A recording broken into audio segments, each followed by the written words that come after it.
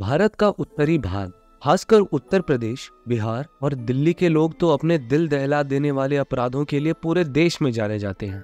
और south India यानी कि दक्षिणी भारत पूरे देश में शांति का प्रतीक माना जाता है। मगर क्या आप जानते हैं, साउथ इंडिया में जो कुछ भी गिने चुने अपराध दर्ज किए जाते हैं वो आम अपराधों से बिल्कुल हटके होते हैं और ये देखने और सुनने वालों को अंदर से हिलाकर रख देते हैं। आज मैं एक ऐसे ही केस से आपको रूबरू करवाऊंगा जिसके ऊपर ना जाने कितनी ही फिल्में और डॉक्यूमेंट्रीज बनी है, मगर कोई भी इस केस के बारे में खुलकर बात नहीं करता। ये केस है ऑटो शंकर की, जिसकी 1985 से लेकर 1995 तक पूरे साउथ इंडिया में तूती बोलती थी। इसका नाम murder, kidnapping, drug and alcohol smuggling से लेकर प्रोस्टिट्यूशन तक फैली थी। इसे गिरफ्तार करने में बड़े बड़े पुलिस कर्मियों के हाथ थरथराने लग जाते थे, क्योंकि जो भी पुलिस वाला इसे गिरफ्तार करता था पूरी फैमिली को इसके गैंग वाले खत्म कर देते थे। इसका नाम बड़े बड़े पॉलिटिशियन के साथ जोड़ा जाता है जो इसे इसके अपराधों में साथ देते थे। आज इस वीडियो में हम जानेंगे कैसे एक ऑटो ड्राइवर पूरे साउथ इंडिया का सबसे बड़ा क्रिमिनल बना, कैसे उसने अपनी पूरी गैंग खड़ी कर दी और उसका डर का कोहराम पूरे साउथ इंडिया में होने के बावजूद भी उसकी गिरफ्तारी कैसे की गई और उसे इतने बड़े जुर्मों की क्या सजा मिली। तो सीट की पेटी बांध लीजिए, क्योंकि शायद इस असली घटना को सुनकर आप भी सोचने पर मजबूर हो सकते हैं। और अगर अभी तक आपने चैनल सब्सक्राइब नहीं किया है तो सब्सक्राइब कर लें, ताकि ऐसी असली और रोमांचक कहानियां आप तक सबसे पहले पहुंचे। साल 1955 में वेल्लौर के छोटे से गांव में गौरी शंकर का जन्म हुआ था। नाम था भगवान शिव का, विनाश के देवता। मगर ये कौन जानता था कि ये एक नाम उसके भविष्य को इतना प्रभावित कर देगी कि शंकर के गुस्से की आग न सिर्फ दूसरों के लिए बल्कि उसके लिए भी विनाश लाएगी। बचपन के दिनों से ही शंकर को सिनेमा का शौक था और एक दिन वो भी बड़े सितारों जैसे एक अनुभवी अभिनेता बनना चाहता था। सिनेमा के प्रति उसका जुनून इतना था कि जब भी कोई नई पिक्चर सिनेमा हॉल में लगती थी तो वो उसे देखने की तैयारी महीनों पहले से ही कर लेता था। टिकट के पैसे इकट्ठा करने के लिए वो खासकर माँ की स्टील की डिब्बी में रखे सिक्कों को चुराया करता था। वो उतने ही सिक्के निकालता था जितने से माँ को शक न हो। चोरी किए गए सिक्कों को बटोर कर वो सिनेमा हॉल जाता था और टिकट लेकर सिनेमा की अद्भुत कहानियों में खो जाता था। सिनेमा देखकर वापस आने के बाद एक नए अभिनेता के रूप में शंकर अपने दोस्तों के सामने एक्टिंग कर उन्हें भी अपने सिनेमा की रंगीन दुनिया में शेयर कराता था। इसी कारण से साल 1970 में शंकर खुद को फिल्मी दुनिया के शहर चेन्नई में एक पहचान बनाने का जुनून लेकर आता है। शुरू में उसने अपनी जिंदगी का आगाज साइकिल रिक्शा चलाकर किया और बाद में उसने ऑटो रिक्शा चलाना शुरू कर दिया, जिसकी वजह से उसे उसका नाम मिला, ऑटो शंकर। साल 1970 के दशक से ही तमिलनाडु में शराब पर प्रतिबंध लग गया था और इसी कारण से लोग खुले में शराब बेचना बंद कर दिए थे।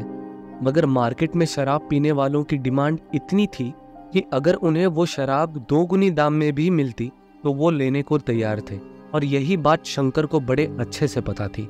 इसीलिए कुछ सालों तक ऑटो रिक्शा चलाकर शंकर के इतने कॉन्टैक्ट्स बन गए थे कि उसने ऑटो चलाने के साथ साथ शराब का धंधा भी शुरू कर दिया था। वो शराब की पेटी एक जगह से उठाता और उसे दूसरी जगह पे जाके 2 गुने दाम में बेच दिया करता था। ऑटो रिक्शा पर सवारी बैठे होने के कारण कोई भी पुलिस उसकी चेकिंग करने के लिए उसे रोकता नहीं था।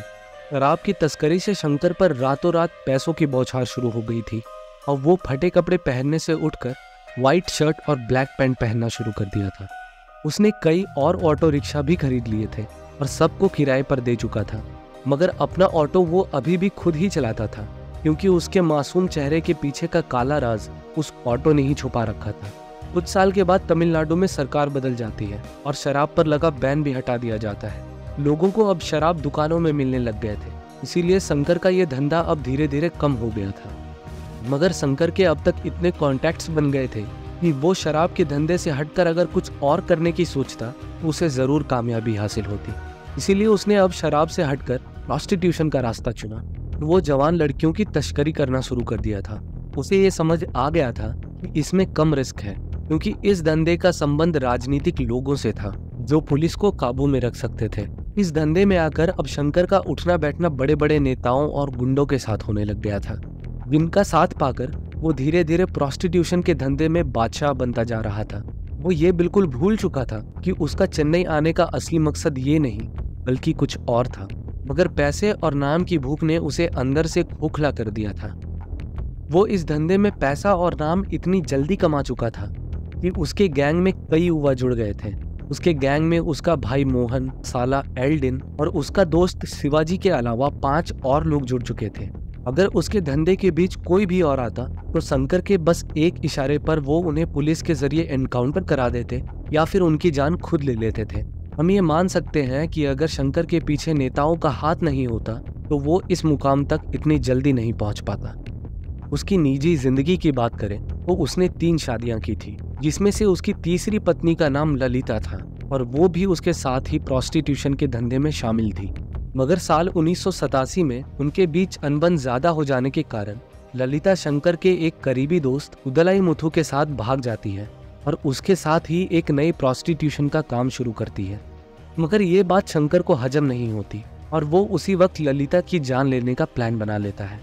कुछ दिनों के बाद ही वो ललिता को अपने पेरियार नगर में स्थित घर पर इनवाइट करता है। उसे अच्छा इंसान मानकर ललिता भी आने को राजी हो जाती है, मगर सच्चाई कुछ और थी। शंकर ललिता के वहां आते ही उसे जान से मार देता है और उसके शव को घर के सामने बने कंपाउंड में दफना देता है। और जिस घर में उसने ललिता को बुलाया था उस घर को वो एक विधवा औरत को रेंट पर दे देता है। वो ललिता के नए पति उदलाई मुथु से ये बोलता है कि ललिता एक वीआईपी फंक्शन में देश की राजधानी दिल्ली गई है और उसे वापस आने में शायद टाइम लगे। 2 महीने बीत जाते हैं, मगर ललिता की कोई जानकारी नहीं मिलने के कारण उदलाई मुथु शंकर से ललिता की खबर मांगता है, क्योंकि उसे पता था कि वो आखिरी बार शंकर के बुलाने पर उसके घर गई थी। पूछे जाने पर शंकर सुदलाई मुथु को भी अपने घर बुलाता है और सबके सामने उसका गला घोटकर उसे मार डालता है, जिसके बाद वो उसे जला देता है और उसकी अस्थियों को समुद्र में बहा देता है। उदलाई मुथु को जलाने की वजह से घर की दीवारें काली पड़ गई थी। इस पे वो बकायदा पेंट कराता है और लोगों को यही बताता है कि चिकन रोस्ट करते हुए उसकी दीवारें काली पड़ गई थी। इसके बाद उसी साल शंकर के गैंग ने 3 और लोगों की जान ले ली थी और एक एक कर सबकी लाश को घर के कंपाउंड में एक गड्ढा बनाकर दफन कर देते थे। शंकर गड्ढों को सबसे छुपाने के लिए ये बताता था कि उसने गड्ढा शराब छुपाने के लिए की है, जिसके कारण आगे आने वाले पुलिस रेड से बचा जा सके। शंकर चेन्नई में अपने गैंग वालों के साथ शानो शौकत की जिंदगी जी रहा था। उसके हिसाब से वो एक अभिनेता से ज्यादा नाम और पैसे कमा रहा था। मगर हम सब जानते हैं कि काला धंधा और काली करतूत कभी भी ज्यादा दिन तक नहीं टिकते। इसीलिए 1988 में हल्ला मच जाता है। चेन्नई शहर से पूरी 9 लड़कियां गायब हो गई हैं और इसके पीछे शंकर और उसके गैंग का ही हाथ है, क्योंकि शंकर के धंधे के बारे में सभी को कानो कान खबर थी। मगर किसी भी पुलिस अधिकारी के अंदर इतना जज्बा नहीं था कि वो सीधे जाकर शंकर को गिरफ्तार कर ले। इसीलिए पुलिस सबसे पहले सबूत इकट्ठा करने में जुट जाती है, मगर इनके हाथ ऐसा कोई भी सबूत नहीं लगा जिससे ये तय किया जा सके कि इन 9 लड़कियों के गायब होने के पीछे शंकर और उसके गैंग का हाथ है। इसीलिए ये केस वहीं बंद हो जाता है। इसी बीच शंकर शुभ लक्ष्मी नाम की एक लड़की को अगवा करने की कोशिश करता है, लेकिन वो लड़की उनके चंगुल से निकल जाती है और सीधे पुलिस स्टेशन में जाकर उनके खिलाफ कंप्लेन दर्ज करवा देती है।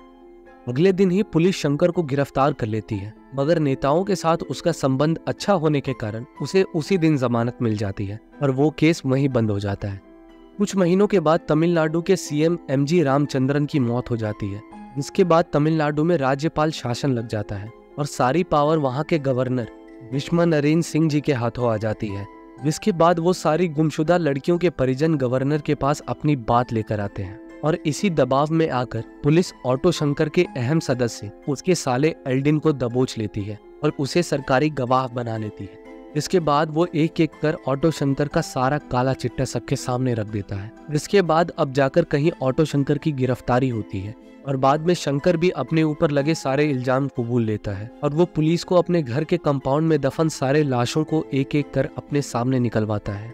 फिर गिरफ्तार ऑटो शंकर को मद्रास सेंट्रल जेल में कैद कर दिया जाता है। वहां से वो 1990 में ही अपने कुछ साथियों के साथ भागने में सफल हो जाता है। इस मामले में कई पुलिस कर्मियों को मिलीभगत के चलते सस्पेंड कर दिया जाता है। हालांकि उसके बाद ऑटो शंकर को उड़ीसा के राउरकेला से पकड़ भी लिया जाता है। कुछ समय बाद कोर्ट ने खूंखार ऑटो शंकर, उसके साले एल्डिन और दोस्त शिवाजी को पूरे 6 कत्ल के मामले में फांसी की सजा सुनाती है और उनके गैंग के अन्य लोगों को उम्र कैद की सजा सुनाती है। और 4 साल के बाद 27 अप्रैल 1995 को सलीम सेंट्रल जेल में ऑटो शंकर उर्फ गौरी शंकर को फांसी दे दी जाती है। मैं आशा करता हूँ कि मेरे द्वारा बताई गई इस कहानी को सुनकर आपने भी कुछ सीखा होगा और ऑटो शंकर और उसके गैंग को जिस तरह से सजा मिली उससे आप भी सहमत होंगे।